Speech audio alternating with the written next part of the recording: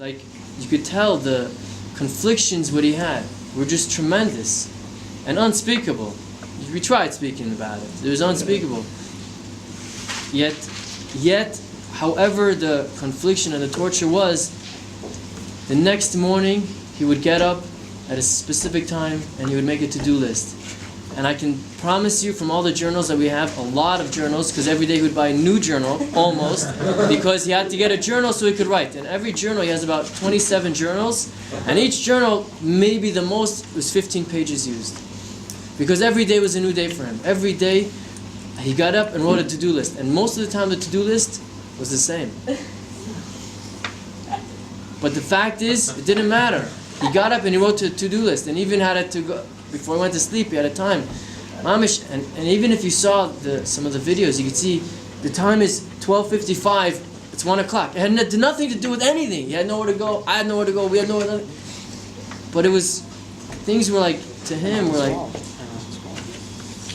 he had times. He had a to-do list, right? He had a to-do list on his wall. Like, we could take a lesson from this, you know. Does anybody here know the time without looking at their watch? You know what I'm saying? 6:40. He would know what time it is right now. To him it was important. To our Meir it was important. And to our Meir going to work in the morning and to finding a job, even though it was hard, and even though he was small, and even though this, and even though that, he got up and said, I'm going to go find a job, and I'm going to go do this. For those of us that need inspiration, get up and do it. Because you know, the fact is, our Meir was small. Our Meir maybe did have a funny voice. Our Meir was maybe a little bit different. But he got up and went and did something.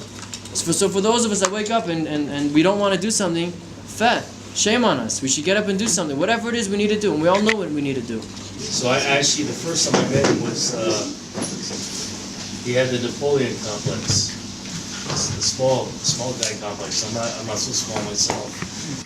And it was at Zalman's house. We're at the key card in his place that he had there.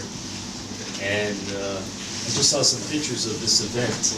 The Zalman likes taking pictures, and he was the Napoleon complex, the small man complex. And I remember I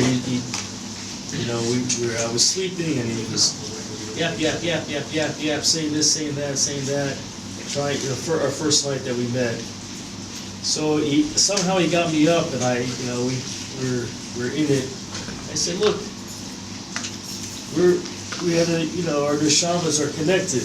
It's not what we should do. We should save our energy for our cousins.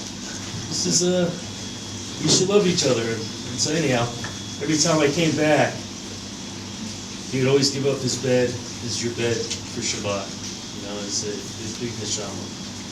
I have many stories with Aaron there. That was the first one. I had Shabbos with 50, 60 people in my house, and he would take the mattress on the floor, forget about the mattress on the floor. He was looking out, like, bringing people that, to me, that, needed food, that came late, or whatever. And I'm looking at him like, wow, this is like, he put you in charge, but, he's in charge, He's like, yo, doing things for me. He's a guy you see everywhere in Sfat.